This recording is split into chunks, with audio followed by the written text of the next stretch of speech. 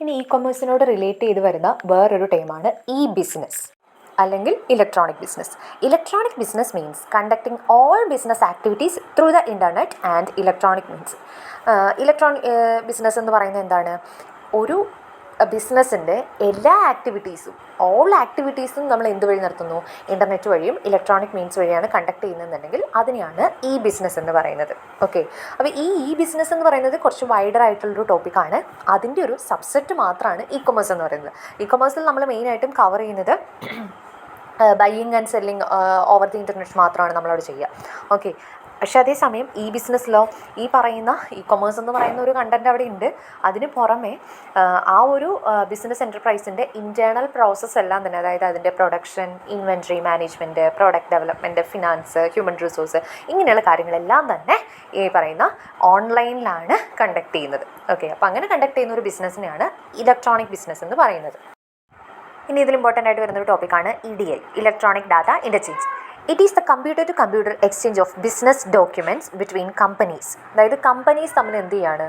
രണ്ട് കമ്പനീസ് അവരുടെ business documents ഒരു കമ്പ്യൂട്ടറിൽ നിന്നും വേറൊരു കമ്പ്യൂട്ടർ, അതായത് കമ്പ്യൂട്ടർ ടു കമ്പ്യൂട്ടർ എക്സ്ചേഞ്ച് ആണ് ബിസിനസ് ഡോക്യുമെൻറ്റ്സിൽ ചെയ്യുന്നതെന്നുണ്ടെങ്കിൽ അതിനെയാണ് EDI എന്ന് പറയുന്നത്. ഓക്കെ, ഇനി ഈ പറയുന്ന ബിസിനസ് ഡോക്യുമെൻറ്റ്സ് ഒക്കെ ഒരു സ്റ്റാൻഡേർഡ് ഇലക്ട്രോണിക് ഫോർമാറ്റിലായിരിക്കും ഷെയർ ചെയ്യുന്നത്. അപ്പോൾ പേപ്പർലെസ് ആയിട്ടുള്ള, അതായത് വിത്തൗട്ട് യൂസിങ് പേപ്പർ എന്നാണ് പറയുന്നത്. പേപ്പേഴ്സ് ഒന്നും തന്നെ നമ്മൾ യൂസ് ചെയ്യുന്നത്, അതായത് നമ്മളിപ്പോൾ സാധാരണ ഇൻവോയ്സസും അല്ലെങ്കിൽ പർച്ചേസ് ഓർഡർ അങ്ങനെയുള്ള കാര്യങ്ങളൊക്കെ പേപ്പർ ഡോക്യുമെൻറ്റ്സ് ആയിട്ടായിരിക്കുമല്ലോ ഷെയർ ചെയ്യുന്നത്. അപ്പോൾ ഇവിടെ EDIയിൽ നമ്മൾ ചെയ്യുന്ന സമയത്ത് ഇലക്ട്രോണിക് ഫോർമാറ്റിൽ, ഡിജിറ്റൽ ഫോർമാറ്റിലായിരിക്കും ഈ പറയുന്ന ഡോക്യുമെൻറ്റ്സ് ഒക്കെ ഷെയർ ചെയ്യുക. ഓക്കെ, അല്ലാതെ ഇവിടെ പേപ്പേഴ്സ് നമ്മൾ യൂസ് ചെയ്യുന്നില്ല. അടുത്തതായി ഇലക്ട്രോണിക് ഡാറ്റ ഇൻ്റർചേഞ്ചിൻ്റെ കുറച്ച് അഡ്വാൻറ്റേജസ് എന്തൊക്കെയാണെന്നുള്ളത് നോക്കാം. ആദ്യമേ തന്നെ കമ്പനികളെ സംബന്ധിച്ചിടത്തോളം അവരുടെ ടൈം ഒരുപാട് സേവ് ചെയ്യുന്നതിന് വേണ്ടി EDI ഹെൽപ്പ് ചെയ്യുന്നുണ്ട്. കാരണം എന്താണെന്ന് വെച്ചാൽ ഇവിടെ ബിസിനസ് ഡോക്യുമെൻറ്റ്സ് എല്ലാം തന്നെ ഡിജിറ്റലായിട്ടാണ് ഷെയർ ചെയ്യുന്നത്. സോ അതുകൊണ്ട് തന്നെ ഫാസ്റ്റായിട്ട് അവർക്ക് ഷെയർ ചെയ്യാൻ പറ്റുന്നുണ്ട്. ഡയറക്റ്റായിട്ടത് ഇൻഡിവിജ്വൽ പോയിട്ട് അവിടെ വേറൊരു സ്ഥലത്ത് പോയിട്ട് പ്രസൻറ്റ് ചെയ്യേണ്ട ആവശ്യം വരുന്നില്ല. ഡിജിറ്റൽ ഡോക്യുമെൻറ്റ്സ് ആയിട്ട് നമുക്ക് ഫാസ്റ്റായിട്ട് ഷെയർ ചെയ്യാൻ പറ്റുന്നുണ്ട്. So it saves time. ഇനി അതുപോലെ തന്നെ ഡിജിറ്റൽ ഡോക്യുമെൻറ്റ്സ് ആയതുകൊണ്ട് തന്നെ ഇതൊരു സ്റ്റാൻഡേർഡ് ആയിട്ടുള്ള ഫോർമാറ്റിലാണ് ഷെയർ ചെയ്യുന്നതെന്ന് പറഞ്ഞു. സോ അതുകൊണ്ട് തന്നെ മാക്സിമം എറേഴ്സൊക്കെ റിഡ്യൂസ് ചെയ്യുന്നതിന് വേണ്ടിയിട്ടും കൂടി ഇത് ഹെൽപ്പ് ചെയ്യുന്നുണ്ട്. ഇനി ഇവിടെ പേപ്പർ ഡോക്യുമെൻറ്റ്സ് ഒന്നും തന്നെ നമ്മൾ യൂസ് ചെയ്യുന്നില്ല. Paper documents ഒഴിവാക്കിയിട്ടാണ്. സോ അത് എന്തിലേക്ക് ലീഡ് ചെയ്യുന്നുണ്ട്? കോസ്റ്റ് റിഡ്യൂസ് ചെയ്യുന്നതിന് വേണ്ടി നമ്മളെ ഹെൽപ്പ് ചെയ്യുന്നുണ്ട്. പിന്നെ ഡിജിറ്റലായിട്ട് ഷെയർ ചെയ്യുന്നത് കൊണ്ട് തന്നെ ഫാസ്റ്ററായിട്ട് ആ ഒരു ഓർഡർ പ്രോസസ്സിങ് അല്ലെങ്കിൽ ആ ഒരു ട്രാൻസാക്ഷൻ പ്രോസസ്സിങ് എന്ന് പറയുന്നത് വളരെ ഫാസ്റ്റായിട്ട് കംപ്ലീറ്റ് ചെയ്യാനായിട്ട് സാധിക്കുന്നുണ്ട്.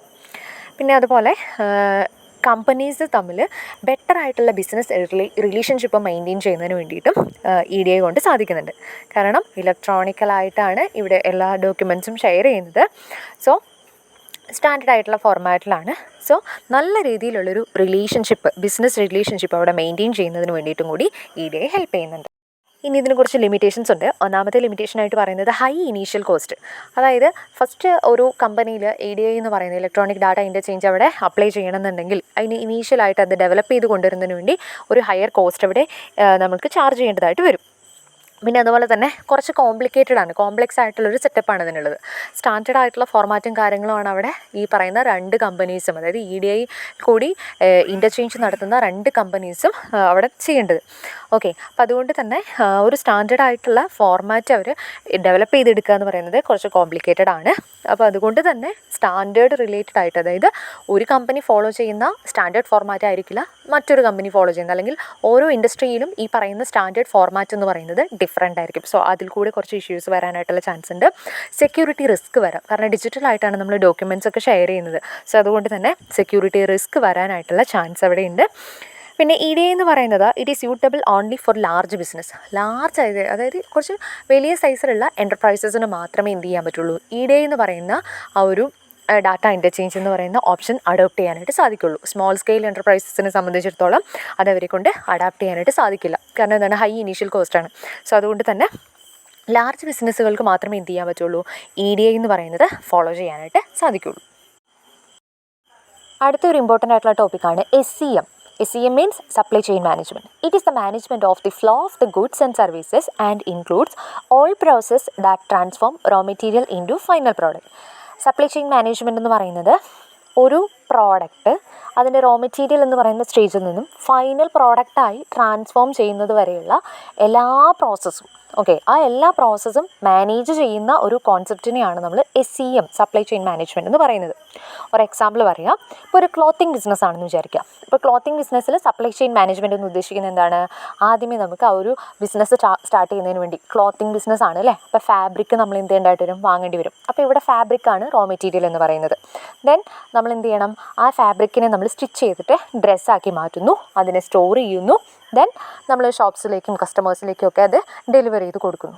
ഓക്കെ, അപ്പോൾ ഈ പറഞ്ഞ ഫ്രം ദി പ്രൊഡക്ഷൻ തുടങ്ങി, അതായത് റോ മെറ്റീരിയൽ എന്ന് പറയുന്ന ആ ഒരു സ്റ്റേജിൽ നിന്നും ഫൈനൽ പ്രോഡക്റ്റായി കസ്റ്റമേഴ്സിൻ്റെ കയ്യിൽ എത്തുന്നത് വരെയുള്ള എല്ലാ ആക്ടിവിറ്റീസിനെയും മാനേജ് ചെയ്യുന്ന ഒരു കോൺസെപ്റ്റാണ് സപ്ലൈ ചെയിൻ മാനേജ്മെൻറ്റ് എന്ന് പറയുന്നത്. ഈ സപ്ലൈ ചെയിൻ മാനേജ്മെൻറ്റിൽ മെയിനായിട്ട് കുറച്ച് പാർട്ടിസിപ്പൻസ് ഉണ്ട്. അതൊന്നും നമ്മൾ അറിഞ്ഞു വെക്കണം. അതായത് ഫ്രം ദി പ്രൊഡക്ഷൻ തുടങ്ങി ഫൈനൽ പ്രോഡക്റ്റ് ആവുന്നത് വരെയാണ് അല്ലേ, കസ്റ്റമേഴ്സിലേക്ക് എത്തിക്കുന്നത് വരെയാണ് ഈ പറയുന്ന SCM എന്ന് പറയുന്നത്. സോ അതിൽ പാർട്ടിസിപ്പൻസ് ആരൊക്കെ ആയിരിക്കും? ഫസ്റ്റ് പാർട്ടിസിപ്പൻ്റ് എന്ന് പറയുന്നത് മാനുഫാക്ചേഴ്സ് ആണ്. മാനുഫാക്ചേഴ്സ് എന്ന് പറയുന്നത് ആരാണ്? പ്രൊഡ്യൂസേഴ്സ്, അതായത് ആ പ്രോഡക്റ്റ് പ്രൊഡ്യൂസ് ചെയ്യുന്ന ആൾക്കാർ. അപ്പോൾ മാനുഫാക്ചേഴ്സ് ആണ് ആദ്യത്തെ പാർട്ടിസിപ്പൻ്റ് ആയിട്ട് വരുന്നത്. രണ്ടാമത്തെ പാർട്ടിസിപ്പൻ്റ് എന്ന് പറയുന്നത് ഡിസ്ട്രിബ്യൂട്ടേഴ്സ് ആണ്. മാനുഫാക്ചേഴ്സിൻ്റെ കയ്യിൽ നിന്നും ഡിസ്ട്രിബ്യൂട്ടേഴ്സ് എന്ത് ചെയ്യുന്നു? പ്രോഡക്റ്റ്സ് ഒക്കെ ബൾക്കായിട്ട് പർച്ചേസ് ചെയ്യുന്നു. ദെൻ അവർ റീറ്റെയിലേഴ്സിലേക്ക് ആ സാധനങ്ങൾ, പ്രോഡക്റ്റ്സ് എത്തിച്ചു കൊടുക്കുന്നു. ഓക്കെ, അപ്പോൾ അടുത്ത പാർട്ടിസിപ്പൻ്റ് എന്ന് പറയുന്നത് റീറ്റെയിലേഴ്സ് ആണ്. റീറ്റെയിലേഴ്സ് എന്ത് ചെയ്യും? ഡിസ്ട്രിബ്യൂട്ടേഴ്സിൻ്റെ കയ്യിൽ നിന്നും സ്മോൾ ക്വാണ്ടിറ്റി ആയിട്ട് അല്ലെങ്കിൽ റീറ്റെയിൽ ക്വാണ്ടിറ്റി ആയിട്ട് പ്രോഡക്റ്റ്സ് പർച്ചേസ് ചെയ്യുന്നു. റീറ്റെയിലേഴ്സ് ആണ് എന്ത് ചെയ്യുന്നത്? അടുത്ത പാർട്ടിസിപ്പൻ്റ് ആയിട്ടുള്ള കസ്റ്റമേഴ്സിലേക്ക് ആ പ്രോഡക്റ്റ് കൈമാറുന്നത് അല്ലെങ്കിൽ ഡിസ്ട്രിബ്യൂട്ട് ചെയ്ത് എത്തിക്കുന്നത്. ഓക്കെ, ഇനി ഫൈനലായിട്ട് അവിടെ എന്ത് വരുന്നുണ്ട്? ഈ കസ്റ്റമേഴ്സിന് ചിലപ്പോൾ ആഫ്റ്റർ സെയിൽ സർവീസോ കാര്യങ്ങളൊക്കെ വേണ്ടി വരാം. ഓക്കെ, അപ്പോൾ ആ സർവീസ് പ്രൊവൈഡേഴ്സും കൂടി ഇൻക്ലൂഡ് ചെയ്യുന്നതാണ് ഈ SCM എന്ന് പറയുന്നത്. അപ്പോൾ ഒരു SCM, supply chain management complete ആവണമെന്നുണ്ടെങ്കിൽ ആ ഒരു ചെയിനിൽ ഇത്രത്തോളം പാർട്ടിസിപ്പൻസ് ഉണ്ടായിരിക്കണം: manufacturers, distributors, retailer, customers and service providers. ഇനി അടുത്തൊരു ടോപ്പിക്കാണ് e-commerce infrastructure. It includes all the hardware, software, networks and services that help a business sell products or services over the internet. അതായത് ഇൻ്റർനെറ്റിൽ കൂടി നമ്മൾ പ്രോഡക്ട്സും സർവീസസും ഒക്കെ നമ്മൾ എന്ത് ചെയ്യുന്നുണ്ട്? സെയിൽ ചെയ്യുന്നുണ്ട്. അപ്പോൾ ആ സെയിൽസിന് വേണ്ടിയിട്ട് ഒരു ബിസിനസ്സിനെ ഹെൽപ്പ് ചെയ്യുന്നതിന് വേണ്ടി എന്തെല്ലാം ഹാർഡ്വെയർ, സോഫ്റ്റ്വെയർ, അതുപോലെ തന്നെ നെറ്റ്വർക്കാണോ നമ്മൾ യൂസ് ചെയ്യുന്നത്, അതെല്ലാം ഇൻക്ലൂഡ് ചെയ്യുന്ന ഒരു കോൺസെപ്റ്റാണ് എന്ത്? ഇ-കൊമേഴ്സ് ഇൻഫ്രാസ്ട്രക്ചർ എന്ന് പറയുന്നത്. ഓക്കെ, സിമ്പിളായിട്ട് പറഞ്ഞാൽ ഒരു ഇ-കൊമേഴ്സ് പ്ലാറ്റ്ഫോം റൺ ചെയ്യുന്നതിന് വേണ്ടി ആവശ്യമായിട്ടുള്ള ഹാർഡ്വെയർസ് ആൻഡ് സോഫ്റ്റ്വെയർസ്, സിസ്റ്റം അല്ലെങ്കിൽ ടെക്നോളജി സെറ്റപ്പിനെയാണ് ഇ-കൊമേഴ്സ് ഇൻഫ്രാസ്ട്രക്ചർ എന്ന് പറയുന്നത്. അപ്പോൾ ഈ ഇ-കൊമേഴ്സ് ഇൻഫ്രാസ്ട്രക്ചറിൽ എന്തൊക്കെ കോമ്പണൻസ് വരാം? ഇൻ്റർനെറ്റ് കണക്ഷൻ, വെബ്സൈറ്റ് അല്ലെങ്കിൽ മൊബൈൽ ആപ്ലിക്കേഷൻസ് ഉണ്ടെങ്കിൽ അത്, web servers, databases, payment gateways, security system, ഇങ്ങനെയുള്ളതെല്ലാം. അതായത് ആ ഒരു ഇ-കൊമേഴ്സ് പ്ലാറ്റ്ഫോം റൺ ചെയ്യണമെന്നുണ്ടെങ്കിൽ ഈ പറഞ്ഞ കാര്യങ്ങളൊക്കെ വേണം. ഓക്കെ, അപ്പോൾ ഇതെല്ലാം ചേർന്ന ഒരു കോൺസെപ്റ്റാണ് എന്ത്? ഇ-കൊമേഴ്സ് ഇൻഫ്രാസ്ട്രക്ചർ എന്ന് പറയുന്നത്.